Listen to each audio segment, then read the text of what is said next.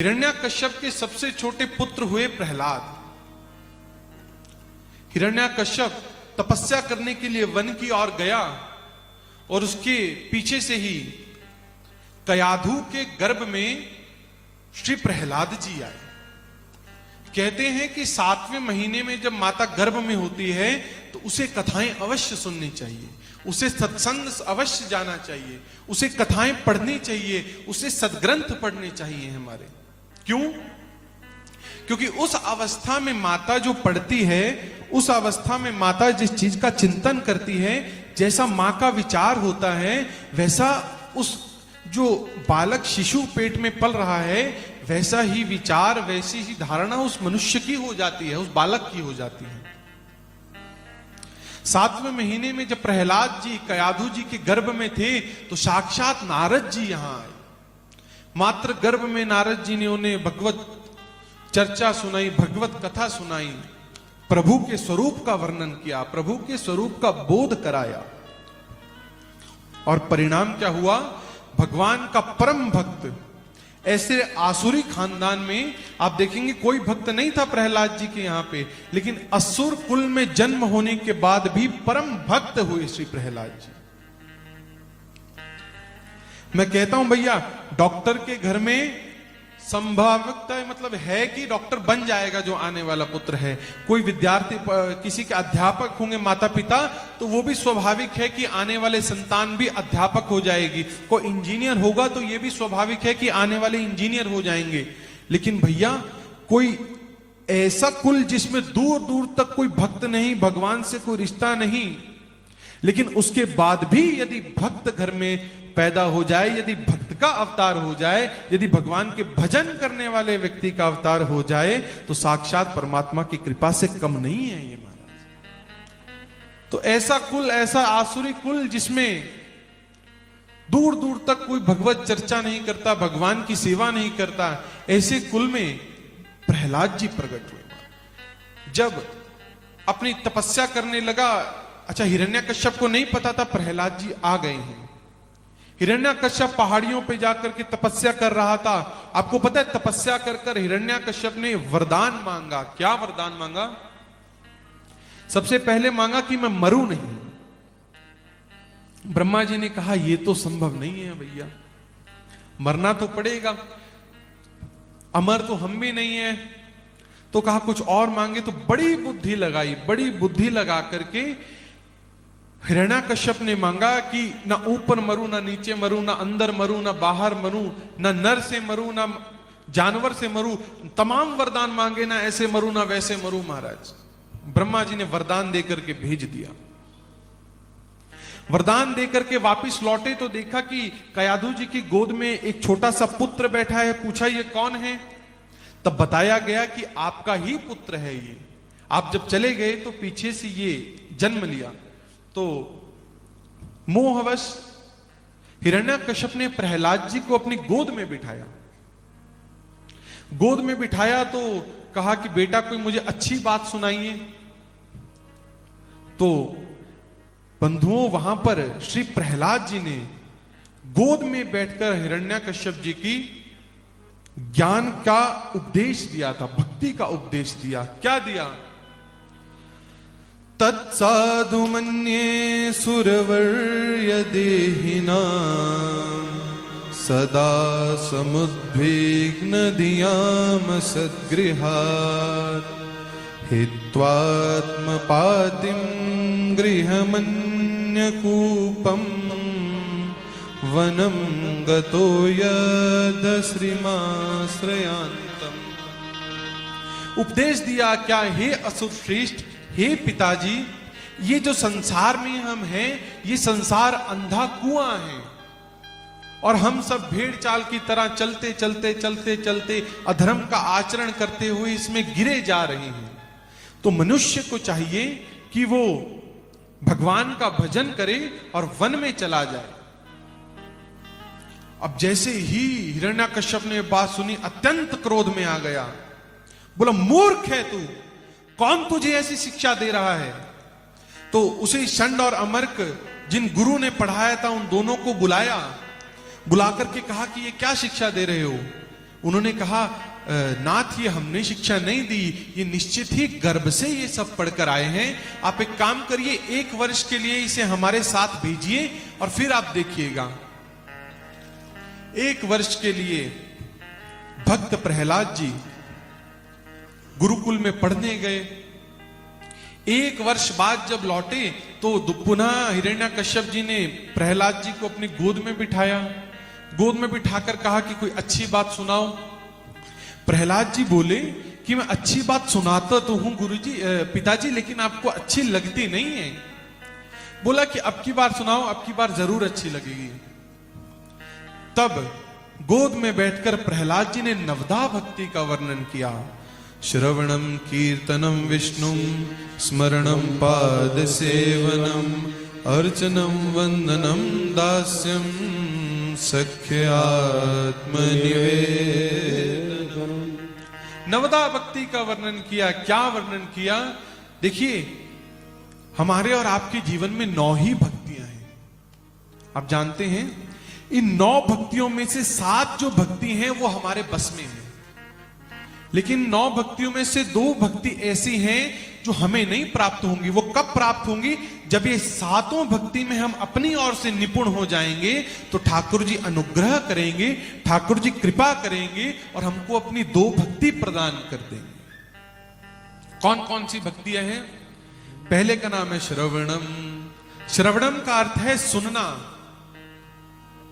भगवान की कथा हो, भगवान का सत्संग हो, भगवान का कीर्तन हो, तो वहां जाकर के सुनने की रुचि बन जाए। जिसे सुनने में आनंद आता है, जिसे कथा सुनने में, जिसे कीर्तन सुनने में आनंद आता है, समझ लीजिए आपके पास नवदा भक्ति में से प्रथम भक्ति है। दूसरी क्या है? कीर्तनम। ये जो ढोल मंजीरा लेकर के जा रहे हैं, केवल यही कीर्तन नहीं है। कीर्तन का अर्थ है प्रभु का कीर्ति का गान करना। ये जो कथा हम गा रहे हैं, ये जो सत्संग हो रहा है, जहां जहां प्रभु का नाम लिया जा रहा है, वो सब कीर्तन के अंतर्गत आता है। ये दूसरी भक्ति है, श्रवणम कीर्तनम। तीसरी है स्मरणम। स्मरण अर्थात प्रभु का निरंतर ध्यान बना रहे, स्मरण बना रहे। बंधु, और कुछ करिए चाहे ना करिए, मानस में गोस्वामी जी ने कहा है, कलियुग केवल नाम आधारा, सुमेरे सुमेरे नर उतर पारा। कलियुग केवल नाम आधारा। भगवान का जो नाम है, ये इस कलयुग में हमको और आपको तारने के लिए पर्याप्त है। हम सुनते हैं भैया, लोग कहते हैं घोर कलयुग आ गया, इतना कलयुग आ गया। अच्छा, मैं आपसे पूछूं, सतयुग बहुत अच्छा था ना, लेकिन हमारे और आपके किस काम का? त्रेता युग बहुत अच्छा था, लेकिन हमारे और आपके किस काम का?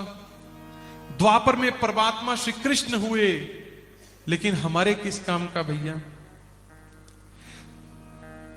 पूज्य सरकार कहते हैं कि दूसरे का लड़का कन्हैया ही क्यों ना हो जाए, लेकिन हमारे लिए तो हमारा बेचारा नालायक ही कन्हैया के समान है।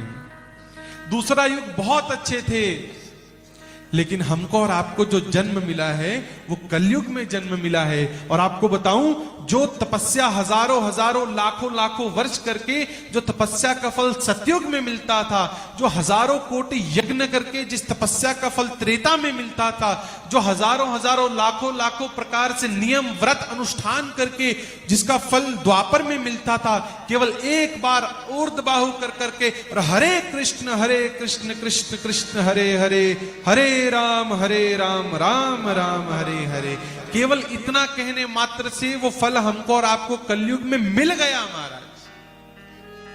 और कुछ करने की आवश्यकता नहीं है। जहां समय मिले मेरे प्रभु के नाम का स्मरण करो। जब समय मिले कब करिए भैया? उठकर करिए, बैठकर करिए। जो जब तब अनुष्ठान है ना, इन सब के नियम होते हैं। हमारे मध्य में विप्र बैठे हैं, जब कोई अनुष्ठान कराया जाता है तो इतनी बार स्नान करना चाहिए, पवित्रीकरण करो, तिलक करो, शिखा बंधन करिए, बिना यज्ञोपवीत के पढ़ नहीं सकते, वेद का अध्ययन नहीं कर सकते बिना यज्ञ, तमाम नियम है महाराज। और कई बार तो हमने देखा हमारे ब्रज में आइए तो अपरस की सेवा सबसे प्रधान है। यदि ठाकुर जी की सेवा में जाइए तो यदि कोई आपको स्पर्श कर ले दूसरा आदमी तो पुनः स्नान करिए, उसके बाद सेवा में जाइए। इतने कठिन नियम है, लेकिन ये सभी नियम इस कलयुग के जीव के बस की बात नहीं है महाराज। इसलिए भगवान ने कहा कि इतने तपस्या करने की आवश्यकता नहीं है, केवल एक बार सोकर, उठकर, खाकर, पीकर, नहाए, बिना नहाए, येन केन प्रकारेण, किसी भी विधि से मेरा नाम जप करिए। हरिर नाम हरिर नाम हरिर नाम एव केवलम। और कलयुग से तरने का कोई उपाय नहीं है। जब जब समय मिले महाराज, नहाने धोने की आवश्यकता नहीं है। आपको बड़ा सरल सा उपाय बताऊं नाम जप करने का। जो कहते हैं कि भैया समय नहीं मिलता, राम जी का नाम कितनों को याद है? राम का नाम कितनों को याद है? हाथ खड़ा करिए, आइए मेरे साथ गिनिए।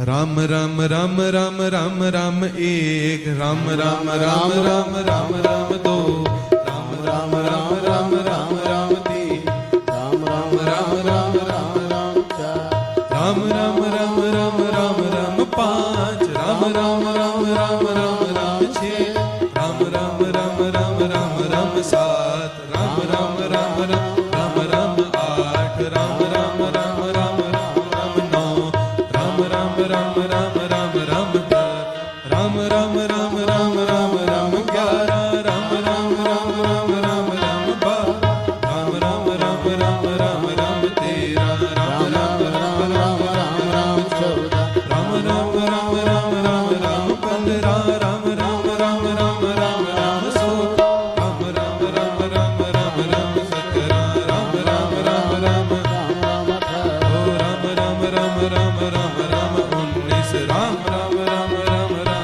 राम बीस। एक बारी में कितनी बार राम का नाम लिया? कितनी बार लिया? 6 बार। राम राम राम राम राम राम राम 7 बार। और महाराज कितनी बार नाम लिया? 20 बार। अब एक बार गुणा कर लीजिए, 7 बार नाम लिया, 20 बार लिया, कितने हो गए? 140। माला कितने की होती है? 108 की। 17-18 में ही 108 पूरे हुए थे एक माला। कितना समय लगा? मुश्किल से आधा मिनट का समय लगा। अब भैया यदि इतना भी नहीं कर सकते तो भैया आप सबका तो भगवान ही मालिक हैं, आप क्या करें। भगवान ने कहा तीसरी भक्ति है स्मरणम। ये भक्ति हमारे बस में है। पहली जो 3 भक्ति मैंने आपको बताई, पहली बताई श्रवण, श्रवण है हमारे बस में। दूसरा मैंने बताया कीर्तनम, कीर्तन करना भी हमारे बस में। तीसरा मैंने बताया स्मरणम, स्मरणम भी हमारे वश में है। चौथी भक्ति का नाम मैंने आपको अभी बताऊंगा, उसका नाम है पाद सेवनम। ये मेरे और आपके बस में नहीं है। मैं ठाकुर जी का कितना भी गुणा अनुवाद करूं, मैं प्रभु श्री राम जी का कितना भी सेवा करूं, कितनी कथाएं करूं, श्री राधा रमन जी की कितनी कथाएं करूं, कितनी सेवा करूं, लेकिन मुझे उनके पाद सेवन का, मुझे उनके स्पर्श का अधिकार नहीं है। क्यों अधिकार नहीं है? क्यों अधिकार नहीं है? क्योंकि मुझे वो सेवा प्राप्त नहीं हुई। मुझे उस जिस हमारे राधा रमन जी में जो गोसाई परिवार है, केवल वही जो परिवार है, उसी के जो लोग हैं वो ठाकुर जी की सेवा कर सकते हैं, हम लोग दर्शन कर सकते हैं। और ये जन्म हमें कब मिलेगा ब्रज में? ये अवध में जन्म कब मिलेगा? जब इन सभी भक्तियों में, 7 भक्तियों में हम निपुण हो जाएंगे और तब ठाकुर जी हम पर अनुग्रह करेंगे और हमको पाद सेवन की भक्ति प्रदान करेंगे। चौथी भक्ति का नाम क्या है? जोर से बोला करिए जरा। पाद सेवनम। 5वीं का नाम है अर्चनम। अर्चन भी हमारे वश में है। ठाकुर जी को फूलों का अर्चन करिए, ठाकुर जी को गुलाल का अर्चन करिए, ठाकुर जी को रोली का, इलायची का, अन्य अन्य इतने पदार्थ हैं। आप सबको तो पता ही है, आचार्य जी बैठे हैं, भगवती को अर्चन होता है नाना प्रकार से। तो अर्चन भी हमारे वश में है। अर्चन से अगली भक्ति है वंदनम। अब ये वंदन करना भी हमारे बस में। वंदन अर्थात ठाकुर जी के मंदिर में जाकर ठाकुर जी के समक्ष बैठकर ठाकुर जी की भक्ति का गान करना, अन्य अन्य स्तुतियों का गान करना, ये ठाकुर जी के वंदन करने में आता है। इससे अगला है दास्यम। दास्यम भी हमारे बस में है। हम ठाकुर जी के दास हो जाएं, ठाकुर जी को अपना स्वामी मान लें, दास से भाव स्वीकार कर लें, तो ये भी भक्ति में हम निपुण हो सकते हैं। 8वीं भक्ति सुनिए भैया, 8वीं भक्ति का नाम है सख्यम। सख्यम यानी सखा भाव में आ जाना। ये मेरे और आपके बस में नहीं है भक्ति। ठाकुर जी दास भाव में, ठाकुर जी किसी भी भाव में आपको स्वीकार कर लेंगे, लेकिन जब ठाकुर जी से आप प्रेम करने लगेंगे, ठाकुर जी के चरणाश्रित हो जाएंगे, ठाकुर जी के शरणागत हो जाएंगे, तब जाकर आपको यह भक्ति मिलेगी जिसका नाम है सख्यम। जब सभी नियम समाप्त हो जाते हैं, जब सभी विधि समाप्त हो जाती है, और जब प्रेम के अत्यांतिक अवस्था में हम और आप पहुंच जाते हैं, तब जाकर हमको यह भक्ति मिलती है सख्य की। भैया सारे संबंध अपनी जगह है, लेकिन एक मित्र का जो संबंध है वो अपनी जगह है। ठाकुर जी ने सब पर कृपा की है। आप देखेंगे जहां भी जाएंगे ठाकुर जी राजा वेश में आपको मिलेंगे। द्वारकाधीश जी चले जाइए, सावरिया सेठ चले जाइए, भेंट द्वारका, जहां भी जाएंगे तो ठाकुर जी एकदम महाराज राजा बनकर के बैठे हैं और अपने दास के रूप में, अपने सेवक के रूप में सबको स्वीकार कर रहे हैं। लेकिन ब्रज में ऐसा नहीं है। ब्रज में जाएंगे तो जितने भी वहां पर हैं वो सभी ठाकुर जी के भगवत पार्षद हैं। पार्षद यानी वो सभी ठाकुर जी के कहीं ना कहीं पूर्व में सखा रह चुके हैं। किसी भी भाव में जाना आसान है भैया, लेकिन सखा भाव में जाना आसान बात नहीं है। इसलिए प्रार्थना करिए ठाकुर जी हमें अपने सखा भाव में स्वीकार करें। 8वीं भक्ति का नाम है सख्यम, और जो विश्राम बिल्कुल लास्ट, जो 9वीं जो भक्ति है उसका नाम है निवेदनम। ठाकुर जी को निवेदन करना। क्या निवेदन करना? क्या निवेदन करना? बोलिए जरा, बताइए क्या निवेदन करना? फल फूल निवेदन नहीं करना, ये तो दुनिया करती है। अपने आप को निवेदन करना ठाकुर जी। एक कथा मैं कहीं सुनता हूं, तो एक बार एक चोर पहुंचा शिव जी के मंदिर में चोरी करने के लिए।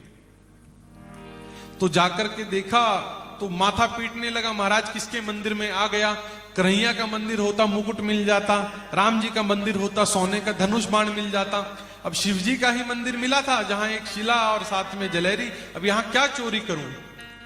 तब तक उस चोर की नजर ऊपर टंगे हुए सोने के कलश पे गई, तो बड़ा प्रसन्न हुआ। तो आसपास देखा कोई है तो नहीं, मंदिर खाली था, तो कुछ उसको चढ़ने को नहीं मिला, तो भगवान शंकर के ऊपर पैर रख के ही चढ़ गया उस कलश को उतारने के लिए। जैसे ही पैर रखा और कलश उतारने लगा, उसी समय पीछे से पुजारी जी आ गए, बोले चोर चोर चोर, पकड़ो इसे। जैसे ही चोर चोर कहकर ठाकुर जी, पुजारी जी अंदर आए ठाकुर जी के पास, उस शिवलिंग से परमात्मा भगवान शिव प्रकट हो गए। जैसे ही पुजारी ने देखा प्रकट हो गए, ठाकुर जी के सामने नीचे रोने लगा, लेट करके प्रणाम करने लगा। हे नाथ, आप मेरी भक्ति से प्रसन्न होकर, हे नाथ आप मेरी सेवा से प्रसन्न होकर आज प्रकट हो गए, मेरे धन्य भाग है। बोला तुमसे प्रसन्न होकर मैं नहीं आया हूं, इस चोर से प्रसन्न होकर के आया हूं। बोले ना, चोर से प्रसन्न होकर कैसे? बोला अच्छा बताओ, आज तक तुमने मुझ पर क्या क्या चढ़ाया है? बोला फूल चढ़ाया है, महंगा इत्र चढ़ाया है, और अन्य अन्य मालाएं चढ़ाई हैं, दुनिया की कितनी रत्न चढ़ाए होंगे, इससे ज्यादा तो कुछ नहीं चढ़ाया। अरे इस चोर ने तो अपने आप को ही मुझ पर चढ़ा दिया, इसके बाद अब क्या बचा है इसके पास चढ़ाने के लिए? ठाकुर जी प्रकट हो गए। तो ठाकुर जी को आत्मनिवेदन करो। अब इसका मतलब ये नहीं कि हम भी चढ़ जाएंगे। महाराज भक्ति में बड़ा अंतर है, भाव में बड़ा अंतर है। और एक जो भगवान है ये भाव के बस में है, ये भक्ति के वश में है। प्रहलाद जी ने 9 प्रकार की भक्ति का वर्णन किया। हिरण्यकश्यप जी की गोद में बैठ करके हिरण्यकश्यप जी को क्रोध आया, धक्का मारा, पीछे कर दिया और बोला कि ये क्या सीख कर आए हो? अच्छा, गुरुकुल से आए चंड और अमर्क गुरु जी ने कहा नाथ हमें क्षमा करिए, एक बार और इनको हमारे साथ भेज दीजिए, एक बार और इन्हें हम शिक्षा देंगे। तीसरी बार गए गुरुकुल में। एक दिन छुट्टी थी तो सभी बालक गुरुकुल में खेल रहे थे। जब सभी मिलकर खेल रहे थे तो प्रहलाद जी एक कोने में अकेले बैठे थे।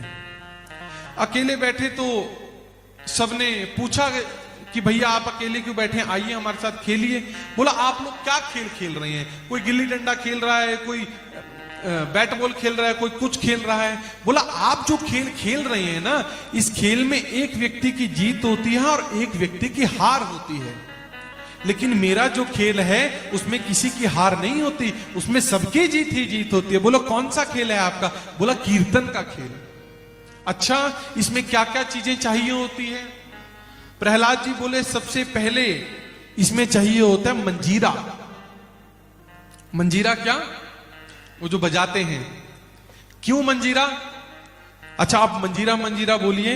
मंजीरा मंजीरा बोलेंगे अपने आप जी राम प्रकट हो जाएगा। अच्छा बोल के देखिए, मजीरा मजीरा मंजीरा मजीरा मजीरा जी राम जी राम जी राम जी राम।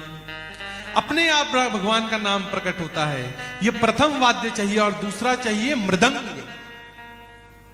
मृदंग कैसी आवाज निकालता है? धिक्ताम धिक्ताम धिगत्ताम। अर्थात जो व्यक्ति ठाकुर जी का भजन नहीं करता उसके जीवन पर धिक्कार है। जो ठाकुर जी के चरण में नहीं आता, ठाकुर जी की शरण में नहीं आता, उस व्यक्ति के जीवन पर धिक्कार है महाराज। ते मृत्यु लोके भुवि भार भूता मनुष्य रूपेण मृगश्चरति। जो ठाकुर जी का भजन नहीं करता वो मनुष्य के रूप में पशु के समान है। उसमें और पशु में कोई भेद नहीं है। अच्छा आप बताइए, आप और हम भोजन करते हैं, पशु भी भोजन करता है। हम और आप संसार के भोगों में विलिप्त रहते हैं, पशु भी संसार के भोगों में विलिप्त रहता है। हम और आप जो क्रियाएं करते हैं वही क्रिया पशु भी करता है, लेकिन जो एक तत्व है हमको और पशु में जो भेद करता है वो है धर्माचरण। हम धर्माचरण कर सकते हैं लेकिन पशु धर्माचरण नहीं कर सकता। धर्माचरण क्या है महाराज? अरे कहीं देख दुखिया अगर दुखी तेरा मन है, वही तो भजन है, वही तो। कोई उदास व्यक्ति भी यदि आपको देखे तो उसके चेहरे पर मुस्कुराहट आ जाए, ये धर्माचरण है। ये भगवान के सामने घंटी और जाकर और अगरबत्ती धूप दिखाना ये कोई धर्माचरण नहीं है भैया। वास्तविक धर्माचरण है यदि कोई उदास व्यक्ति, यदि कोई परेशान व्यक्ति आपके पास आए तो उससे उसकी समस्या का समाधान मिल जाए। लोगों को आपको देखकर समस्या ना लगे, ये लगे परम आनंद की जहां प्राप्ति हो जाए, समझ जाइए कि आप धर्म के मार्ग। हमारा धर्म किसी को मारना नहीं सिखाता, हमारा धर्म किसी का अहित नहीं करना सिखाता। अरे हमारा धर्म तो वो है जहां सर्वे भवन्तु सुखिनः की बात है कि सब सुखी रहें, सबका कल्याण हो, सर्वे भद्राणि पश्यन्तु। ये हमारा धर्म है। तो यहां पर कहा कि हमारा जो खेल है वो कीर्तन का खेल है, उसमें मंजीरा और मृदंग दो हैं। तो आपको बताऊं, प्रहलाद जी ने जैसे ही मृदंग और मंजीरा लेके कीर्तन करना प्रारंभ किया, जितने भी असुर कुल के वहां विद्यार्थी आए थे महाराज, सभी ऊर्ध्वबाहु होकर के प्रभु के कीर्तन में मग्न हो गए। ठाकुर जी के कीर्तन में लग्न हो गए। तीसरी बार आए गुरुकुल से वापिस, हिरण्यकश्यप ने पूछा आपकी बार क्या पढ़ा है? बोला नाथ मैंने ये पढ़ा है पिताजी कि हमारे सबके जो पिता हैं वो परिपूर्णतम, जो अकारण करुणा वरुणालय हैं, मेरे और आपके सबके पिता विष्णु हैं। क्रोध आया, हिरण्यकश्यप को धक्का मारा और अपने सैनिकों को आज्ञा दी कि इसको मैं मृत देखना चाहता हूं, इसको मार दिया जाए। खुद क्यों नहीं मारा? पिता है ना, पिता का मोह रहता है। तो सभी को आज्ञा दी कि जाकर के इसको मार दिया जाए। सैनिकों ने अनेकों प्रकार से प्रयास किया, विषैले नागों के मध्य में छोड़ दिया, बड़े बड़े लंबे लंबे दांत वाले हाथियों से टकरा दिया, पहाड़ से नीचे धक्का दे दिया। लेकिन महाराज हमारे प्रहलाद जी एकदम हाथ में खड़ताल लेकर के और हरे कृष्ण कृष्ण कृष्ण हरे हरे करते हुए सारे भव को पार कर गए महाराज। अंत में जब देखा कि कुछ नहीं हुआ तो हिरण्यकश्यप ने अपनी बहन होलिका को आज्ञा दी कि आप आइए, और इसे अपनी होलिका को वरदान था कि उसे कोई जला नहीं सकता। तो हिरण्यकश्यप ने कहा प्रहलाद को आप गोदी में लेकर के बैठिए, चिता में लेकर के बैठिए और आज इसको समाप्त कर दीजिए। होलिका ने प्रहलाद को गोद में लिया। प्रहलाद जी बोले बुआ तो खाने के लिए मालपुआ लाती है, आप मेरे लिए मृत्यु लेकर के आई हो। आपको बताऊं, होलिका ने अपनी गोद में बिठाया और जैसे ही चिता को प्रज्वलित कराया, आपको पता क्या हुआ? पूरी रात बीत गई। जो होलिका को वरदान था कि वो जलेगी नहीं, वो जलकर के भस्म हो गई। और मेरे प्रभु के नाम ने प्रहलाद जी को जस का तस उस चिता में से निकाल दिया। ये प्रभु के नाम का प्रभाव है महाराज। प्रहलाद जी प्रातः काल जब चिता शांत हुई और हाथ में करताल लेकर के मुख पर एक ही स्वर था, ओम नमो भगवते वासुदेवाय, ओम नमो भगवते वासुदेवाय, ओम नमो भगवते वासुदेवाय, ओम नमो भगवते वासुदेवाय,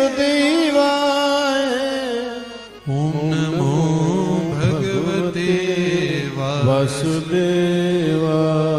ठाकुर जी ऊर्ध्वबाहु होकर के प्रहलाद जी कीर्तन करते हुए जैसे ही बाहर आए, हिरण्यकश्यप ने देखा, हिरण्यकश्यप कांप गया महाराज।